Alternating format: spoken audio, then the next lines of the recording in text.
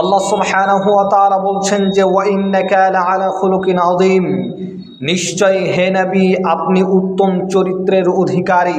এই আয়াতে আল্লাহ সুবহানাহু ওয়া তাআলা রাসূলুল্লাহ সাল্লাল্লাহু আলাইহি সাল্লামের চরিত্রের ব্যাপারে বলছেন, আদর্শের ব্যাপারে বলছেন যে হে নবী নিশ্চয় আপনি হচ্ছেন উত্তম চরিত্রের অধিকারী। রাসূলুল্লাহ সাল্লাল্লাহু আলাইহি সাল্লামের মতো উত্তম চরিত্র, এত সুন্দর আদর্শ পৃথিবীর অন্য কোনো মানুষের নাই।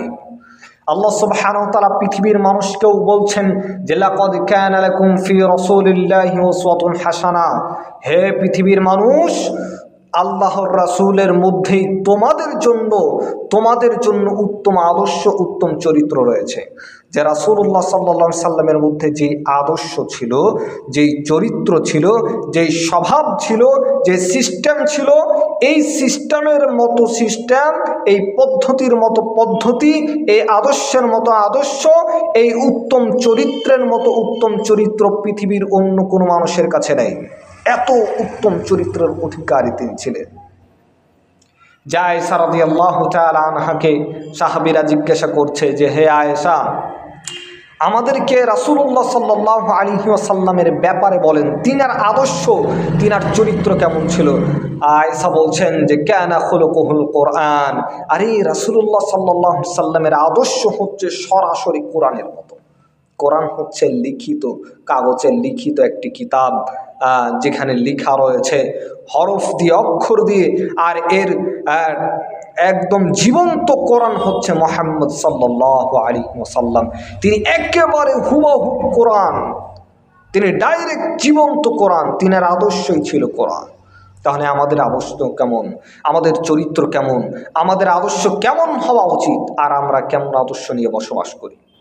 আমাদের স্বভাব চরিত্র এখন দেখা যাচ্ছে ইহুদি খ্রিস্টানদের মতো, তাদের সাথে মিলে যাচ্ছে আমাদের পোশাক পরিধান, আমাদের চুলের স্টাইল, আমাদের পোশাকের স্টাইল, আমাদের প্যান্ট পরার স্টাইল, সব কিছুই আমাদের মিলে যাচ্ছে ইহুদি খ্রিস্টানদের মতো। অথচ রাসূলুল্লাহ সাল্লাল্লাহু আলাইহি ওয়াসাল্লামের মতো আদর্শ পৃথিবীর কোনো মানুষের কাছে নাই। আনাস বিন মালিক রাদিয়াল্লাহু তাআলা আনহু 10টি বছর রাসূলুল্লাহ সাল্লাল্লাহু আলাইহি সাল্লামের খেদমতে ছিলেন। 10 বছর, পুরা 10 বছর রাসূলুল্লাহ সাল্লাল্লাহু আলাইহি সাল্লামের খেদমতে নিয়োজিত ছিলেন। যখন রাসূলুল্লাহ সাল্লাল্লাহু আলাইহি ওয়াসাল্লাম মদিনায় পদার্পণ করলেন, মদিনা আসার পরে উম্মে সুলাইম, আনাস বিন মালিকের মা, 10 বছরের সন্তান আনাস বিন মালিককে সাথে করে নিয়ে রাসূলুল্লাহ সাল্লাল্লাহু আলাইহি সাল্লামের কাছে আসলেন। এসে বললেন, ইয়া রাসূলুল্লাহ, আমার একজন সন্তান আছে। রাসূলুল্লাহ সাল্লাল্লাহু আলাইহি সাল্লাম জিজ্ঞাসা করল, কে তোমার সন্তান? উম্মে সুলাইম বলছেন যে আনাস বিন মালিক আমার সন্তান, আপনার খাদেম। আনাস বিন মালিককে 10 বছর যখন তিনার বয়স, তখন রাসূলুল্লাহ সাল্লাল্লাহু আলাইহি সাল্লামের কাছে নিয়ে আসলেন। কখন? যখন রাসূলুল্লাহ সাল্লাল্লাহু আলাইহি সাল্লাম মদিনায় পদার্পণ করলেন, মদিনায় আসলেন, তখন 10 বছরের সন্তান আনাস বিন মালিককে নিয়ে তার মা উম্মে সুলাইম রাসূলুল্লাহ সাল্লাল্লাহু আলাইহি সাল্লামের কাছে এসে বললেন, আমার একজন সন্তান আছে, তিনি হচ্ছেন যে আনাস বিন মালিক, আপনার ছোট্ট খাদেম। আনাস বিন মালিক বলছেন, সেই থেকে আমার 10 বছর বয়স, তখন থেকে আমি রাসূলুল্লাহ সাল্লাল্লাহু আলাইহি সাল্লামের খেদমতে প্রায় 10 বছর ছিলাম। এই 10 বছরের জীবনে, এই 10 বছর রাসূলুল্লাহ সাল্লাল্লাহু আলাইহি সাল্লামের খেদমতে ছিলাম, অথচ এই সময়ের মধ্যে না তিনি আমাকে কোনোদিন গালি দিয়েছেন, না কোনোদিন আমাকে প্রহার করেছেন, মেরেছেন, না কোনোদিন তিনি আমাকে বকেছেন, কোনোটাই তিনি করেননি। যে আনাস বিন মালিক বলছেন যে রাসূলুল্লাহ সাল্লামের খেদমতে আমি 10 বছর থাকলাম, অথচ তিনি আমাকে কোনোদিন গালি দিলেন না, কোনোদিন আমাকে মারলেন না, এমনকি তিনি আমাকে কোনোদিন বকেনি না, তিনি কোনোদিন আমাকে বকেননি। 10 বছর আমি তিনার খেদমতে থেকেছি, কোনোদিন আমাকে বকেননি, কোনোদিন মারেননি, কোনোদিন গালিও দেননি। কেমন মানুষ ছিল! আনাস বিন মালিক বলছে যে রাসূলুল্লাহ সাল্লাল্লাহু আলাইহি সাল্লামের মতো মানুষ, তিনার মতো শিক্ষক অতীতেও কোনোদিন আমি দেখি নাই, আর রাসূলুল্লাহ সাল্লাল্লাহু আলাইহি সাল্লামের পরেও আমি কোনোদিন এত সুন্দর আদর্শের অধিকারী, এত সুন্দর চরিত্রের অধিকারী কোনো মানুষকে আমি দেখি নাই। আল্লাহু আকবার। আনাস বিন মালিককে রাসূলুল্লাহ সাল্লাল্লাহু আলাইহি সাল্লাম ভালোবেসে, রসিকতা করে তিনি বলতেন যে ইয়াদাল উযুনাইন, হে দুই কানওয়ালা, ভালোবেসে ডাকতেন। কতটাই ভালোবাসতেন আনাস বিন মালিককে। 10 বছর রাসূলুল্লাহ সাল্লাল্লাহু আলাইহি ওয়াসাল্লামের খেদমতে ছিলেন, অথচ আনাস বিন মালিক বলছেন কোনোদিন আমাকে মারলেন না। আরে মারা তো দূরের কথা, কোনোদিন গালি দিলেন না।